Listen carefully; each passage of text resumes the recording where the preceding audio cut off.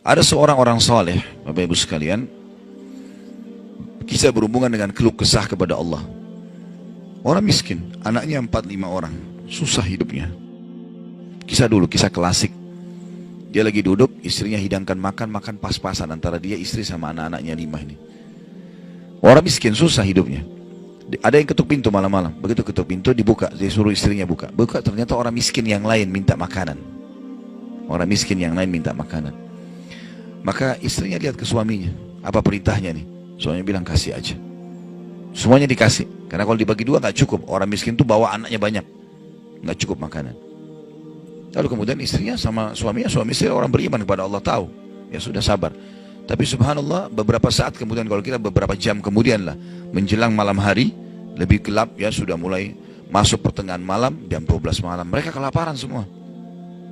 Istrinya bilang, anak-anaknya nangis, saya lapar, kamu juga lapar, anak-anak lapar, bagaimana?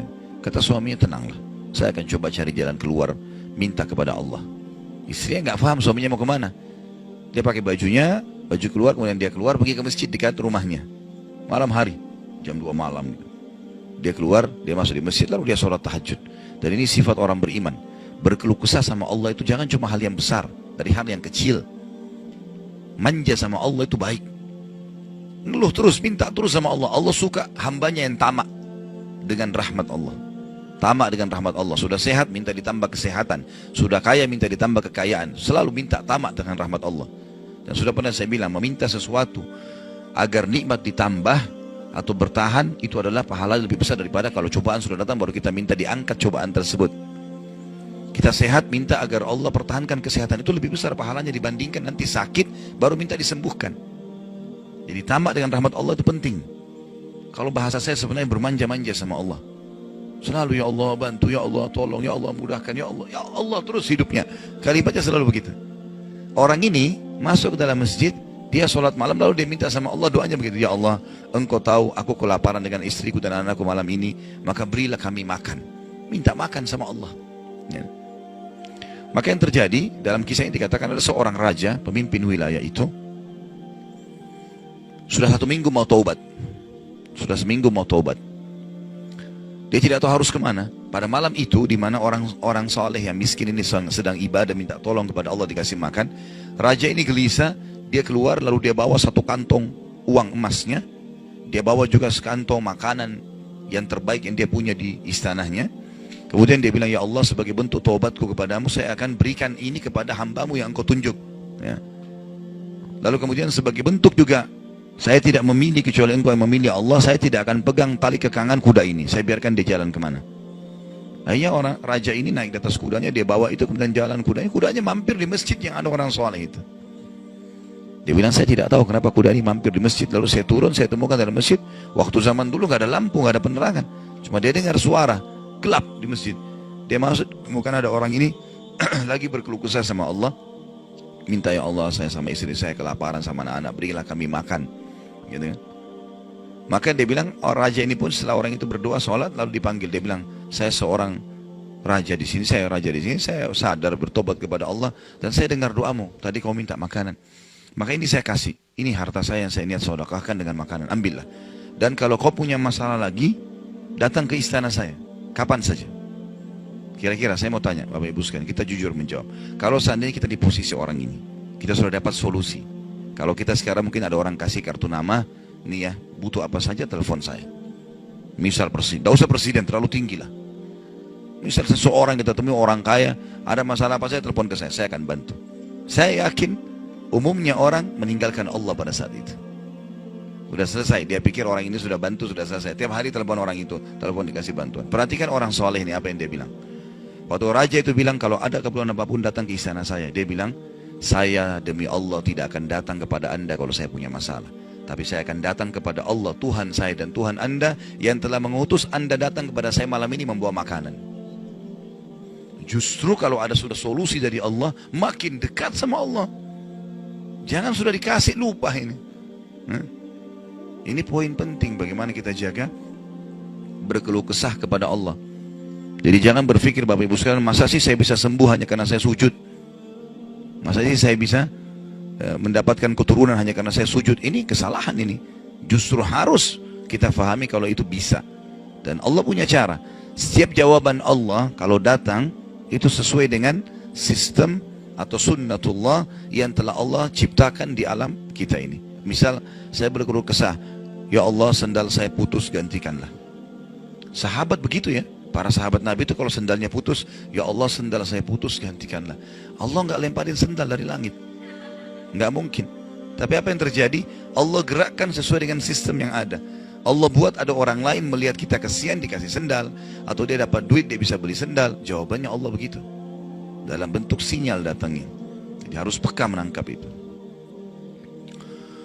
Kemudian selanjutnya, tentu juga yang ini tadi contoh kisah orang yang berkeluh kesah kalau berhubungan dengan cobaan dari Allah ya. Dia tidak keluh kesah kecuali kepada Allah. Sekarang kita masuk ke contoh kalau cobaan dari manusia. Tadi saya bilang orang digunjing, orang dihina, orang difitnah segala macam. Dia tidak balas kebodohan dengan kebodohan. Jangan pelanggaran dengan pelanggaran. Pasangannya selingkuh, dia juga selingkuh. Dua-dua dosa. Dua-dua dihukum sama Allah. Tidak ada urusan sama kita itu. Tidak ada urusan sama kita. Ya. Maka kisahnya seperti misalnya Abdullah bin Abbas radhiyallahu anhu pernah lagi jalan, dicaci maki oleh seseorang tanpa sebab ini. Datang tiba-tiba caci maki dia. Ibnu Abbas dengarin saja apa yang disampaikan orang itu. Sudah selesai kata Ibnu Abbas, sudah selesai. Dia bilang iya, orang ini kebetulan lihat Ibnu Abbas pakai jubah baru.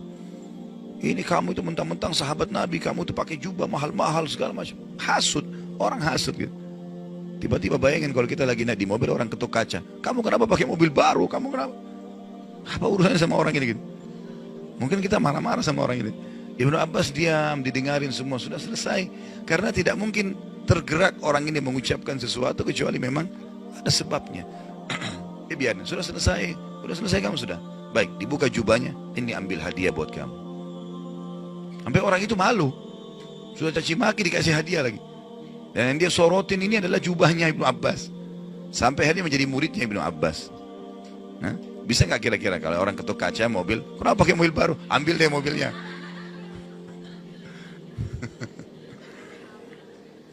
Baik, kisah yang lain, Ali bin Husain radhiyallahu anhu. Ini cucu Nabi SAW, anaknya Husain, ya, radhiyallahu anhu ajma'in. Terkenal dengan Zainal Abidin, masyhur dengan kesalihannya.